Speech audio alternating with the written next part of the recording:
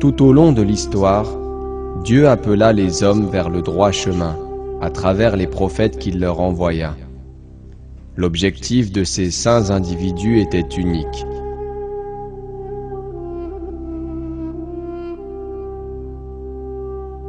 Amener les hommes à croire en Dieu et à le servir lui seul.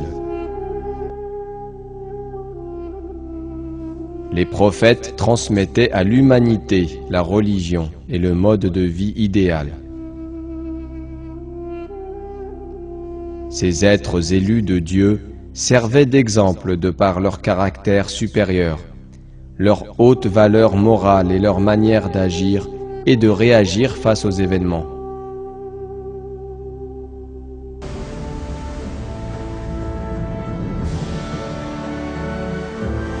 Abraham et Lot furent deux de ces prophètes. Dans le Coran, Dieu dit de ces deux hommes: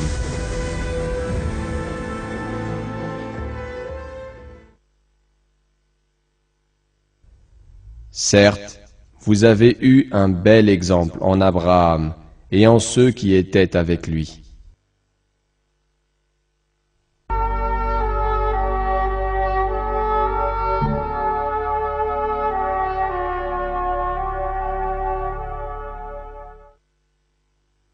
Et Lot, nous lui avons apporté la capacité de juger et le savoir, et nous l'avons sauvé de la cité où se commettaient les vices.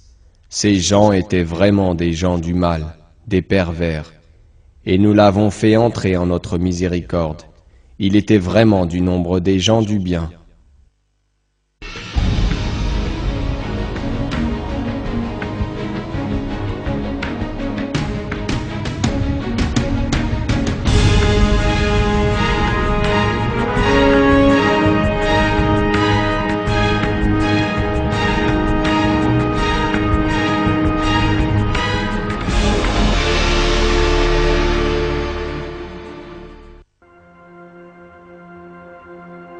Les sources historiques rapportent que le prophète Abraham vécut en Mésopotamie.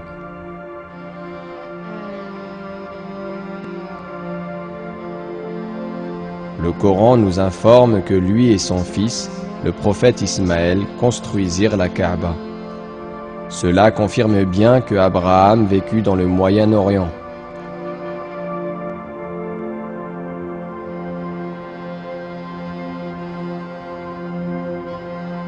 À cette époque, quasiment toutes les tribus du Moyen-Orient pratiquaient des rites païens. Ils adoraient soit des statues qu'ils façonnaient de leurs mains, soit des corps célestes tels que le soleil et la lune. Les découvertes historiques et archéologiques prouvent qu'effectivement, la région avait des croyances païennes. Les excavations archéologiques ont permis de mettre à jour un grand nombre de restes de statues, faites de pierre et d'argile, servant d'idoles.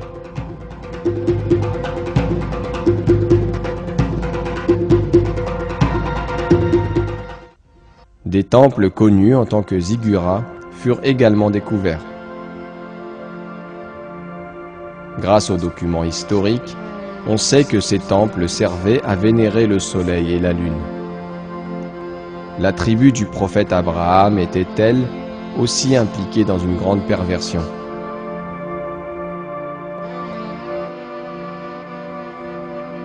Ils fabriquaient des statues de leurs propres mains et ensuite les vénéraient inconsciemment.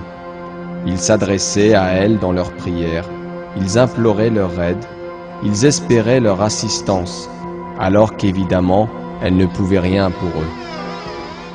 Ils allaient même jusqu'à craindre ces morceaux de bois et de pierre. Dieu révéla à Abraham qu'il était le créateur de tout ce que contient l'univers. Il ajouta que tous ceux qui croyaient autrement étaient dans un égarement profond. Il lui apporta les preuves de sa domination sur les cieux et la terre. Ainsi, avons-nous montré à Abraham le royaume des cieux et de la terre, afin qu'il fût de ceux qui croient avec conviction. Le prophète Abraham expliqua l'existence de Dieu à sa tribu, et invita ses membres à croire en lui.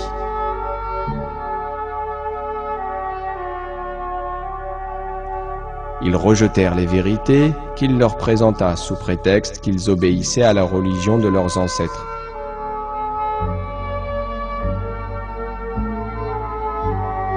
Il était pourtant évident que les superstitions de leurs ancêtres ne leur étaient d'aucun bénéfice.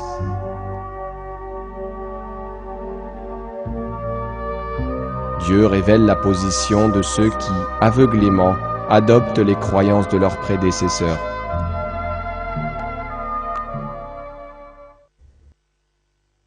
Et quand on leur dit « Suivez ce que Dieu a fait descendre », ils disent « Non, mais nous suivrons les coutumes de nos ancêtres. » Quoi? Et si leurs ancêtres n'avaient rien raisonné? Et s'ils n'avaient pas été dans la bonne direction?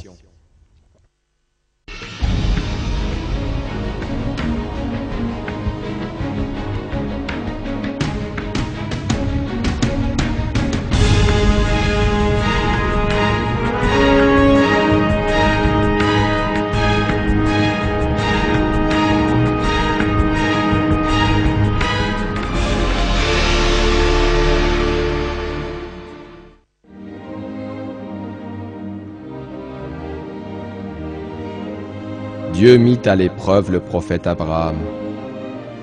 Il le récompensa ensuite pour son obéissance, en lui accordant la prophétie tôt.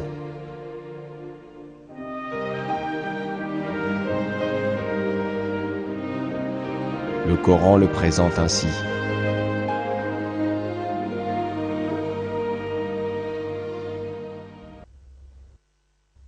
Et rappelle-toi, quand ton Seigneur eut éprouvé Abraham par certains commandements, et qu'il les eut accomplis, le Seigneur lui dit, « Je vais faire de toi un exemple à suivre pour les gens. Et parmi ma descendance, demanda-t-il, mon engagement, dit Dieu, ne s'applique pas aux injustes. » Dans le Coran, Dieu révèle qu'il a donné le livre et la sagesse au prophète Abraham et à ses descendants. Envie-t-il aux gens de ce que Dieu leur a donné de par sa grâce? Or, nous avons donné à la famille d'Abraham le livre et la sagesse, et nous leur avons donné un immense royaume. Dieu envoya des textes au prophète Abraham avant sa révélation de la Torah au prophète Moïse. Ces versets nous le prouvent.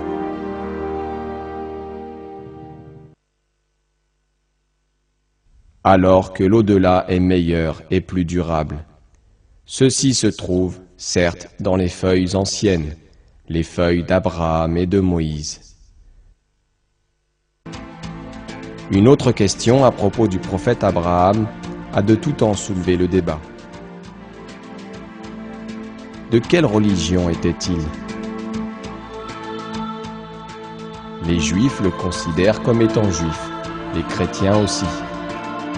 À la différence qu'il aurait suivi le prophète Jésus alors qu'il est venu après lui. Tout ceci est faux. La réponse est clairement donnée par Dieu dans le Coran.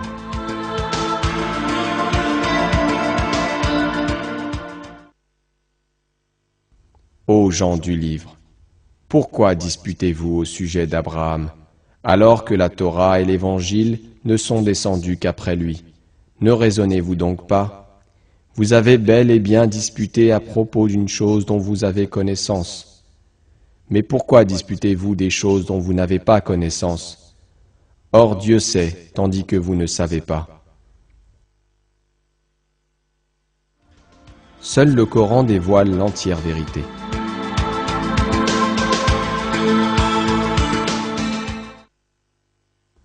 Abraham n'était ni juif, ni chrétien. Il était entièrement soumis à Dieu, et il n'était point du nombre des associateurs.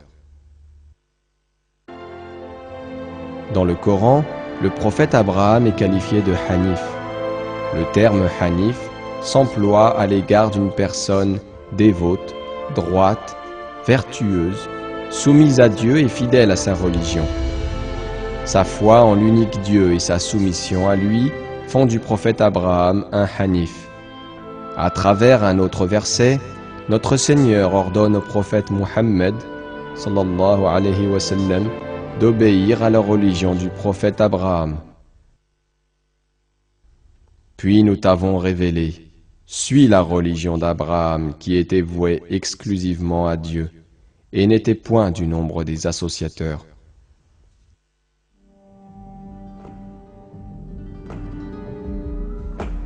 Les musulmans ainsi que les gens du livre reconnaissent le prophète Abraham et sa religion. Les membres des 3 religions révélées sont tenus, en effet, de croire et de servir Dieu à la manière du prophète Abraham. Pourtant, certaines croyances et coutumes dans le judaïsme et le christianisme dégénérèrent avec le temps. C'est pourquoi ces religions sont aujourd'hui corrompues. Les musulmans invitent néanmoins les juifs et les chrétiens à revenir vers les enseignements premiers, tels que cités dans ces versets.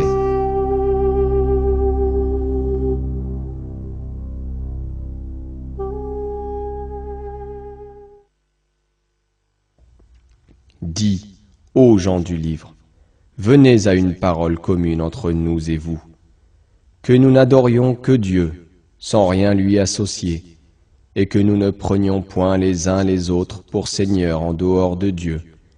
Puis, s'ils tournent le dos, dites, soyez témoins que nous sommes soumis.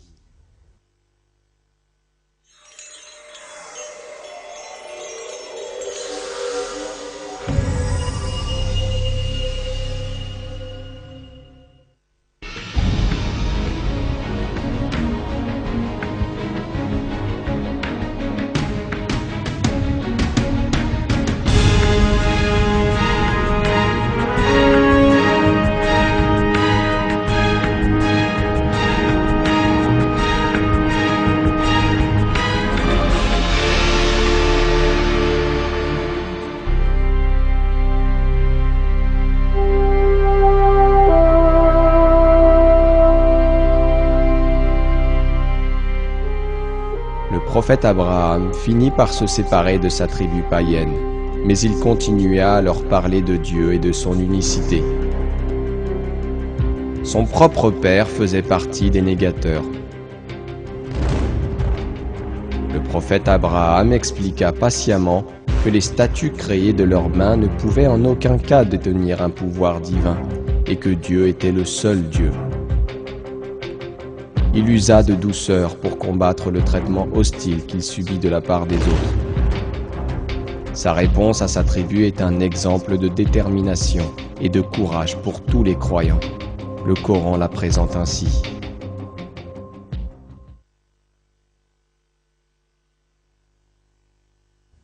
Son peuple disputa avec lui, mais il dit : « Allez-vous disputer avec moi au sujet de Dieu, alors qu'il m'a guidé ? Je n'ai pas peur des associés que vous lui donnez. Je ne crains que ce que veut mon Seigneur. Mon Seigneur embrasse tout dans sa science. Ne vous rappelez-vous donc pas ?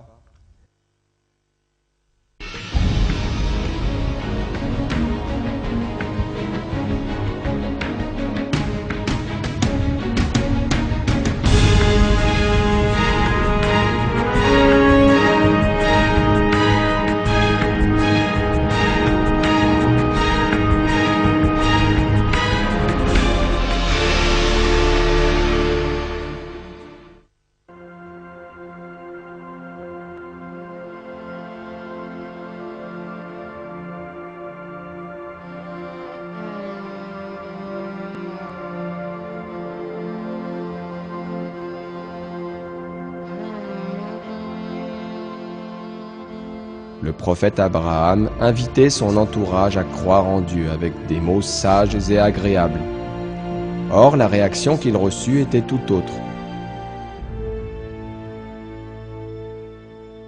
La majorité des membres de sa tribu n'obéissaient pas aux valeurs morales édictées par Dieu et persistaient dans le paganisme. Le prophète Abraham s'engagea donc dans une grande lutte intellectuelle contre ces gens superstitieux. Il usa de plusieurs méthodes et moyens. Il chercha tout d'abord à s'éloigner physiquement des négateurs et des polythéistes, afin d'alléger la pression qu'ils exerçaient sur lui. Il dit donc qu'il était malade.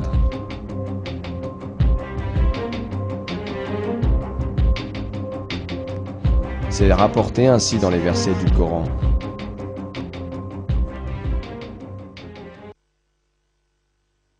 Quand il dit à son père et à son peuple, « Qu'est-ce que vous adorez ? Cherchez-vous dans votre égarement des divinités en dehors de Dieu ? Que pensez-vous du Seigneur de l'univers ?» Puis il jeta un regard attentif sur les étoiles et dit, « Je suis malade. » Ils lui tournèrent le dos et s'en allèrent.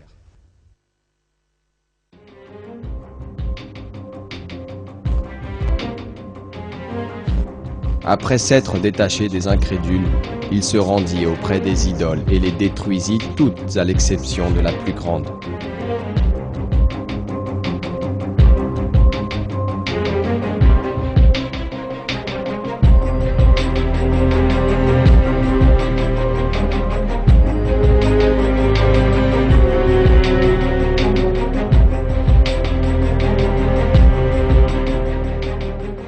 À la vue de ce saccage, les hommes de la tribu cherchèrent le responsable. Le Coran décrit cette situation en ces termes.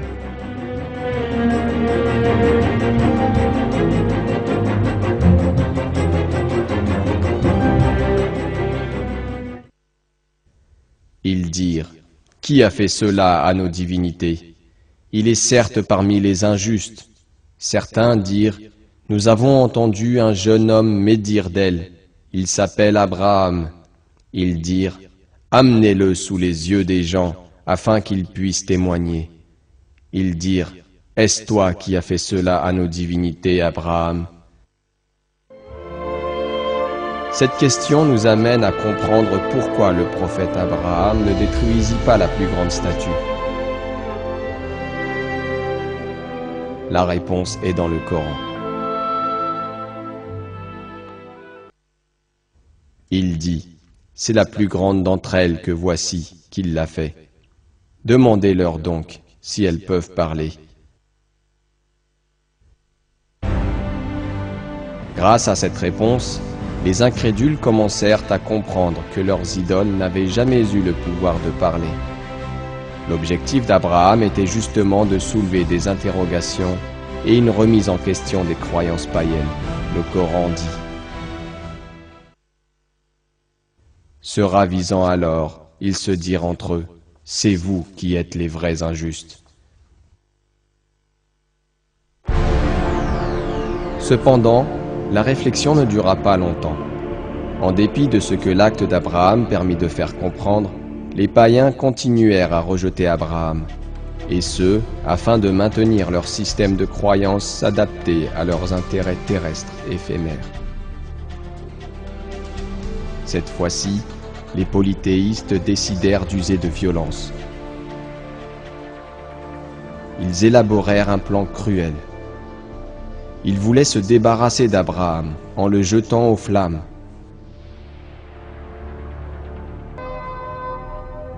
C'était sans compter l'assistance de Dieu, telle qu'il l'a assurée à tous ses messagers. Il ordonna aux flammes d'être source de fraîcheur et de paix pour Abraham. C'est bien là un miracle de Dieu. La cruauté des polythéistes est dans ces versets ainsi que l'échec de leur plan.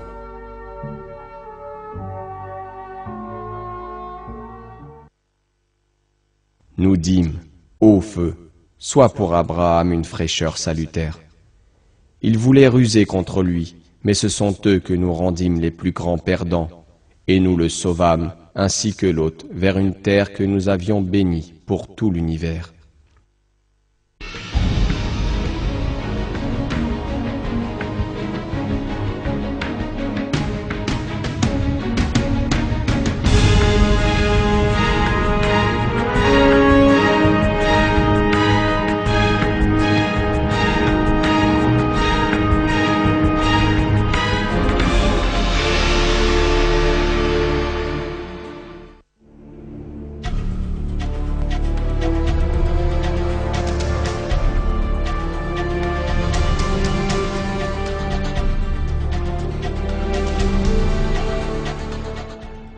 par la bénédiction de Dieu, Abraham reçut la visite d'anges.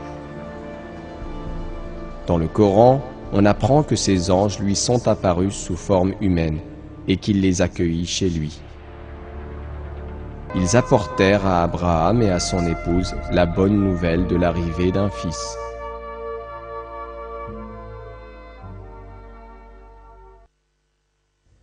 Quand ils entrèrent chez lui et dirent « Salam », il dit « Nous avons peur de vous ». Ils dirent « N'aie pas peur. Nous t'annonçons une bonne nouvelle d'un garçon plein de savoir. »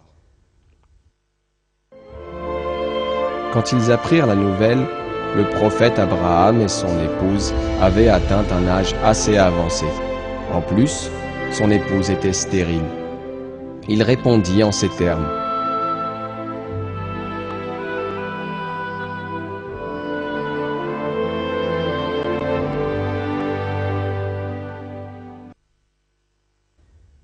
Il dit, « M'annoncez-vous cette nouvelle alors que la vieillesse m'a touché?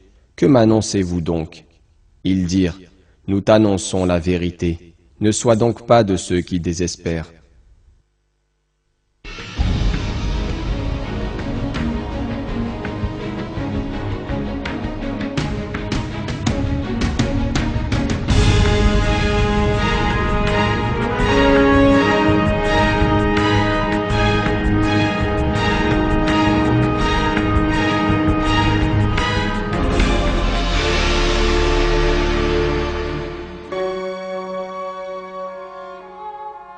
Dieu éleva aussi les deux fils d'Abraham, Ismaël et Isaac, au rang de prophètes.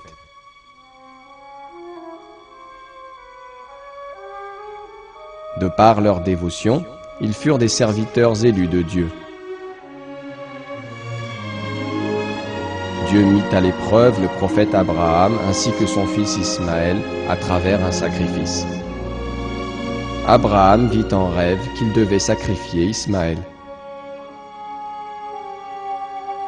Cette situation met bien en lumière la force de l'obéissance et de la soumission de ces deux prophètes envers Dieu. Cet événement est transcrit dans le Coran sous la forme de ces versets.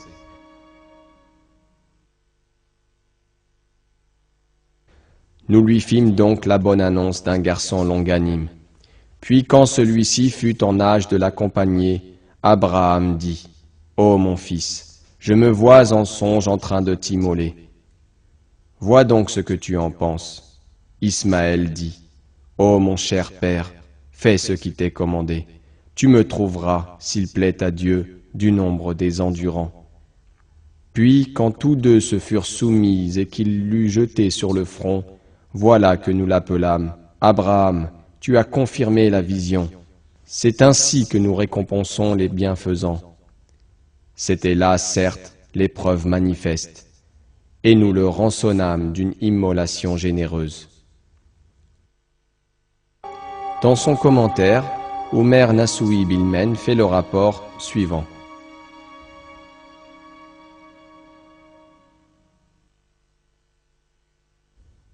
Le prophète Abraham et son fils obéirent et se soumirent au commandement de Dieu.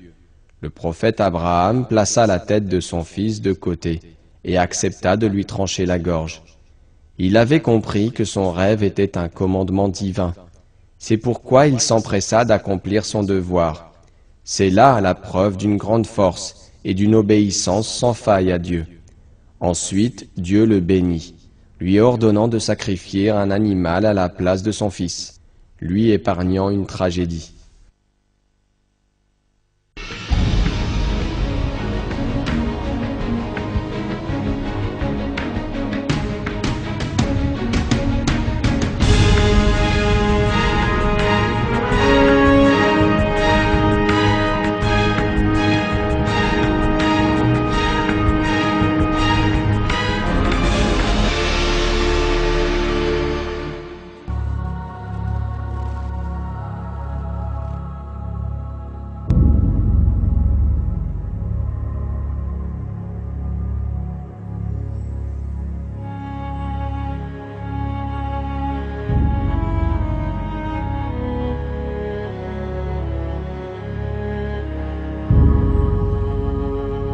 Située à la Mecque, la Kaaba était le premier édifice construit consacré à l'adoration de Dieu. Ce furent Abraham et son fils Ismaël qui la construisirent.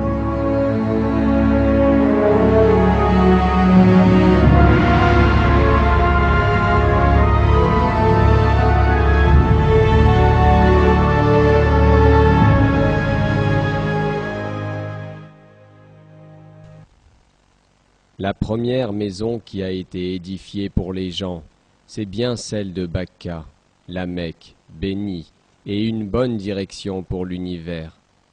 Là sont des signes évidents, parmi lesquels l'endroit où Abraham s'est tenu debout, et quiconque y entre est en sécurité. Et c'est un devoir envers Dieu pour les gens qui ont les moyens d'aller faire le pèlerinage de la maison. Et quiconque ne croit pas, Dieu se passe largement des mondes.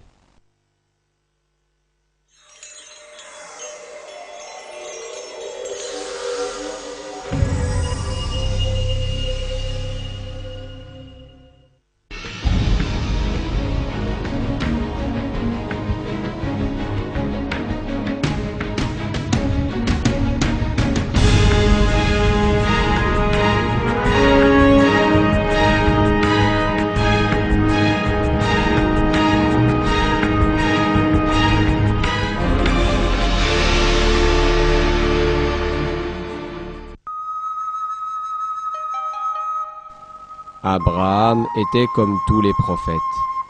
Sa soumission à Dieu, sa sincérité, sa justice, son humilité, son comportement honorable faisaient de lui un être supérieur. De nombreux versets du Coran le louent et le désignent comme modèle pour tous les musulmans. Le prophète Abraham, l'ami privilégié de Dieu. Qui est meilleur en religion que celui qui soumet à Dieu son être, tout en se conformant à la loi révélée et suivant la religion d'Abraham, homme de droiture? Et Dieu avait pris Abraham pour ami privilégié. Notre Seigneur nous révèle qu'il a pris le prophète Abraham comme ami privilégié. C'est pourquoi il est désigné comme Khalilullah, l'ami de Dieu, et évoqué par ce nom. Le prophète Abraham était doté de force et de discernement. Les prophètes, et a fortiori Abraham, sont des modèles pour l'humanité en raison de leur profonde foi, leur sincérité et leur soumission. Abraham, grâce à son sens du discernement, prenait les bonnes décisions et regardait de l'avant. Le prophète Abraham était un serviteur de Dieu distingué et secourable. Le prophète Abraham était l'un des serviteurs de Dieu à qui il désigna le vrai chemin, qu'il honora de la prophétie et distingua. Un verset nous révèle que lui et sa famille furent choisis au-dessus des autres êtres.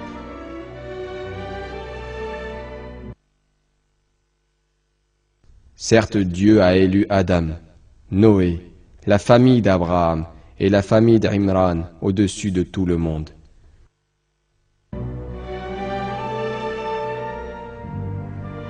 Le prophète Abraham était un guide parfait. Abraham était un guide parfait. Il était soumis à Dieu, voué exclusivement à lui, et il n'était point du nombre des associateurs. Abraham plaçait Dieu au-dessus de tout. Sa dévotion était entière. Il craignait et respectait Dieu. Il cherchait son seul plaisir. Malgré les obstacles et les adversaires rencontrés, il resta déterminé dans sa lutte, grâce à son courage et à sa confiance en Dieu.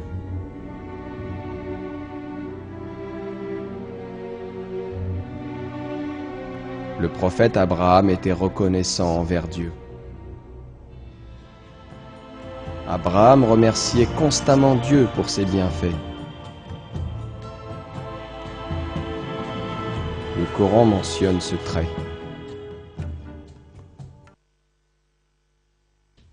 Il était reconnaissant pour ses bienfaits, et Dieu l'avait élu et guidé vers un droit chemin.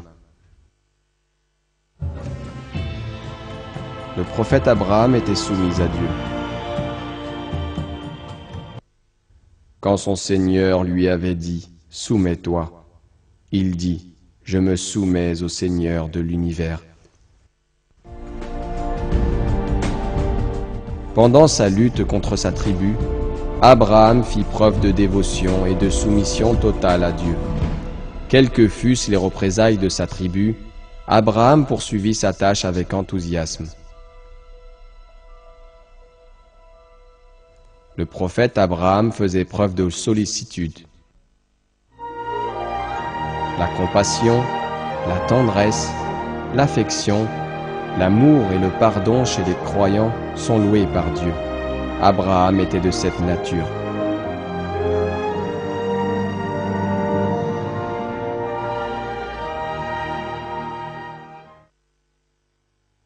Abraham était certes plein de sollicitude et indulgent.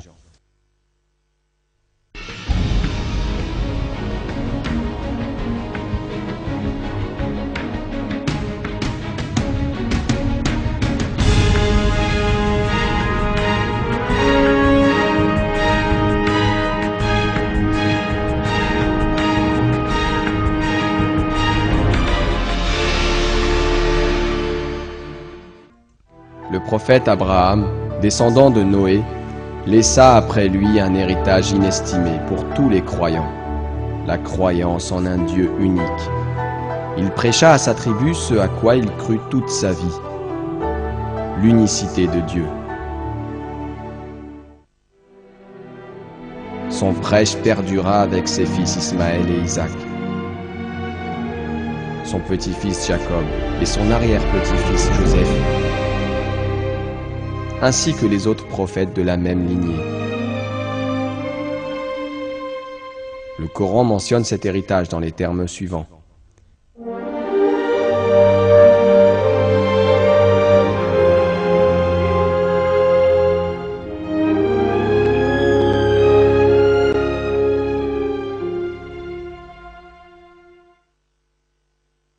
Quand son Seigneur lui avait dit « Soumets-toi », il dit « Je me soumets au Seigneur de l'univers. » Et c'est ce que Abraham recommanda à ses fils, de même que Jacob. « Ô mes fils, certes Dieu vous a choisi la religion. Ne mourrez point, donc, autrement qu'en soumis. »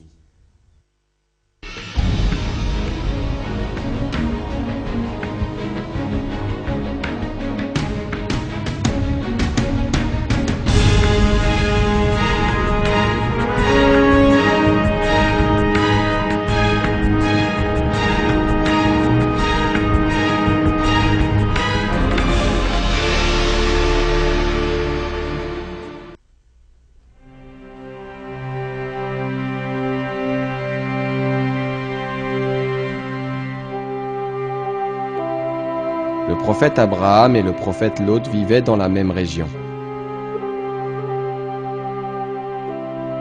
Bien qu'étant de peuples différents, ils se soutenaient l'un l'autre. Lot, comme tout prophète, fut choisi pour être un exemple de sincérité et de soumission à Dieu.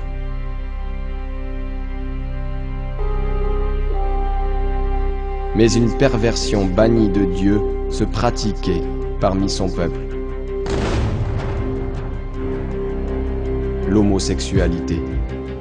Le prophète Lot invita bien sûr sa tribu à abandonner l'homosexualité au profit d'une vie dans la crainte et le respect de Dieu. Mais ils répondirent de manière hostile à ces paroles. Ils menacèrent même de l'exiler, lui et ceux qui croyaient avec lui. Il n'abandonna pourtant pas et continua à communiquer le message de Dieu.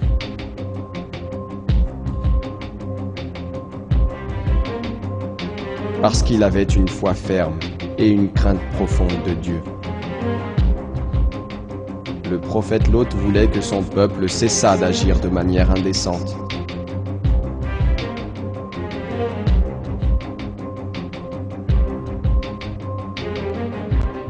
Il leur expliqua que leur mode de vie était immoral. Accomplissez-vous l'acte charnel avec les mâles de ce monde, et délaissez-vous les épouses que votre Seigneur a créées pour vous. Mais vous n'êtes que des gens transgresseurs. Ils dirent, si tu ne cesses pas, l'hôte, tu seras certainement du nombre des expulsés. Il dit, je déteste vraiment ce que vous faites.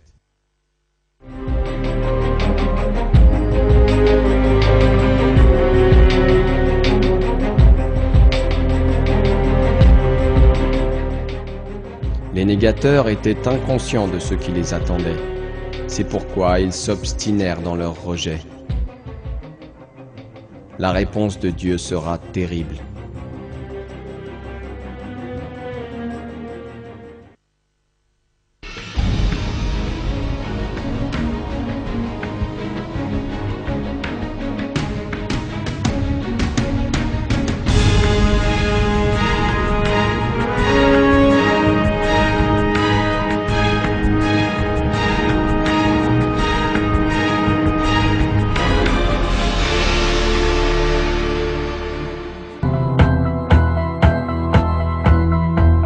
À travers les anges, notre Seigneur révéla à l'hôte la punition réservée à son peuple pour ses excès.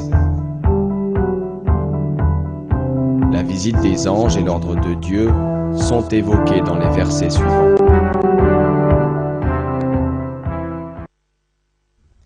Celui-ci dit, « Vous êtes des gens inconnus. » Ils dirent, « Nous sommes plutôt venus à toi, en apportant le châtiment à propos duquel ils doutaient. Et nous venons à toi avec la vérité, et nous sommes véridiques.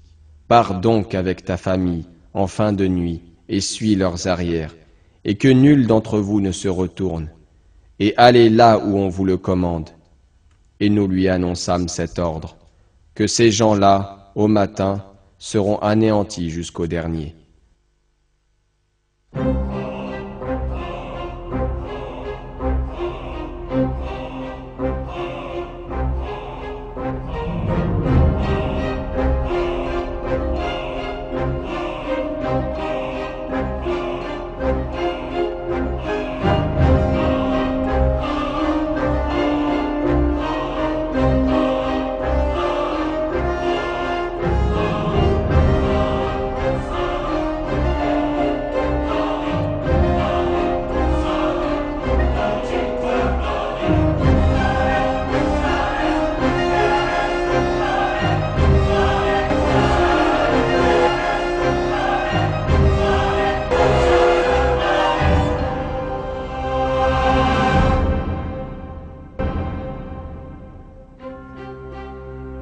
L'épouse du prophète Lot allait être du nombre des détruits, car elle non plus ne croyait pas.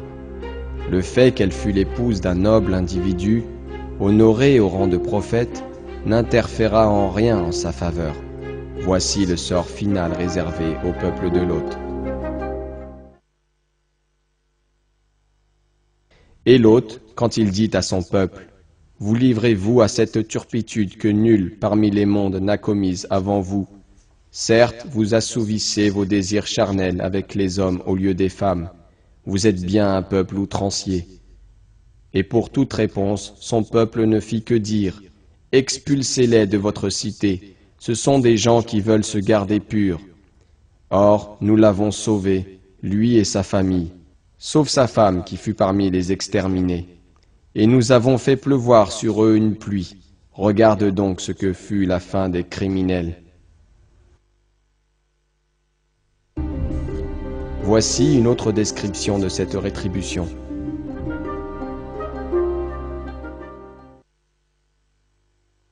Et lorsque vint notre ordre, nous renversâmes la cité de fond en comble, et fîmes pleuvoir sur elle en masse des pierres d'argile succédant les unes aux autres, portant une marque connue de ton Seigneur, et elles ne sont pas loin des injustes.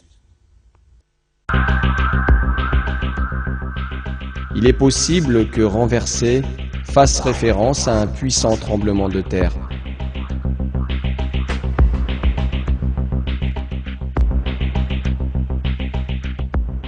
La pluie de pierres d'argile peut indiquer une éruption volcanique.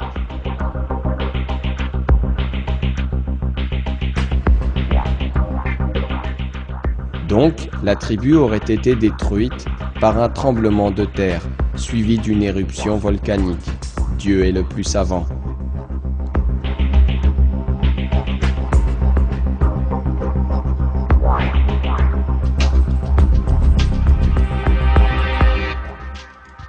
Les villes habitées par le peuple de Lot ont pu être localisées grâce à de récentes excavations archéologiques. Ces villes étaient connues sous les noms de Sodome et Gomorrhe dans la Torah. Les découvertes archéologiques situent ces deux villes près de la mer Morte, qui s'étend le long de la frontière israélo-jordanienne. La zone est couverte d'une épaisse couche de sulfure. Les couches de lave et de basalte prouvent qu'il y eut autrefois une éruption volcanique et un tremblement de terre. La mer Morte, ou lac Lot, se situe par ailleurs sur une zone sismique active.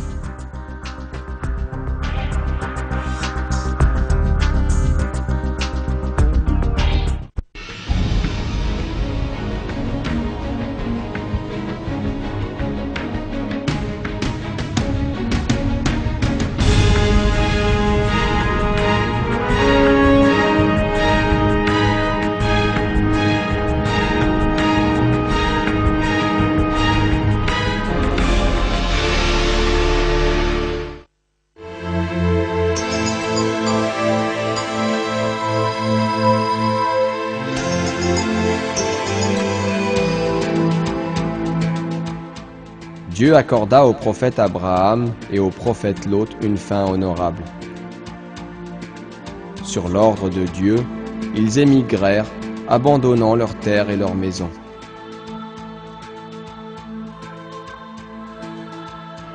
En récompense, notre Seigneur les établit dans un endroit abondant dans la vie de ce monde et leur accorda les bienfaits infinis du paradis dans l'au-delà.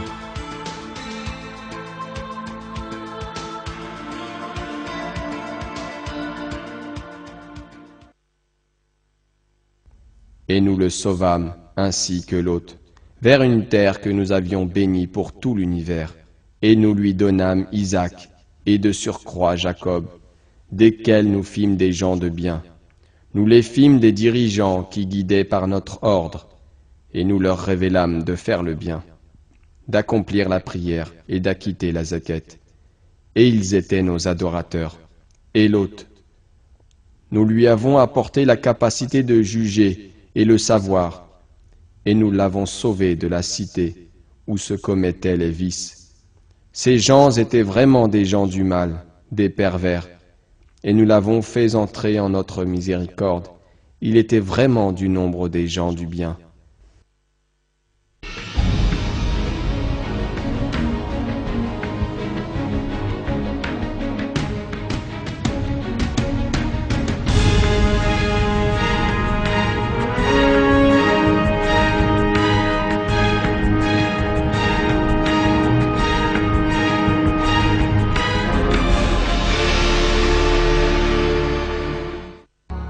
Le prophète Abraham relaya le message divin à sa tribu avec détermination, et grâce à sa soumission à Dieu, il surmonta les obstacles.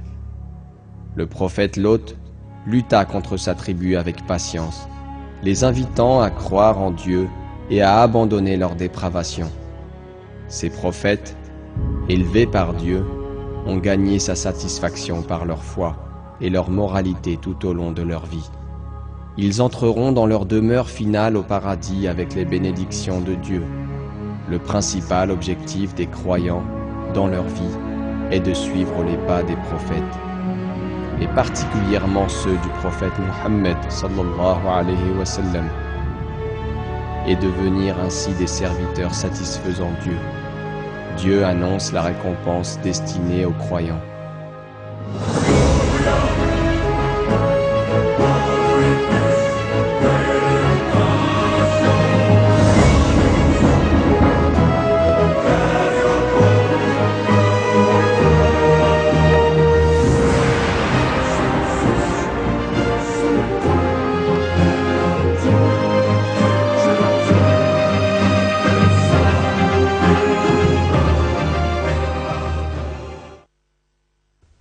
Quiconque obéit à Dieu et aux messagers, ceux-là seront avec ceux que Dieu a comblés de ses bienfaits, les prophètes, les véridiques, les martyrs et les vertueux, et quels compagnons que ceux-là.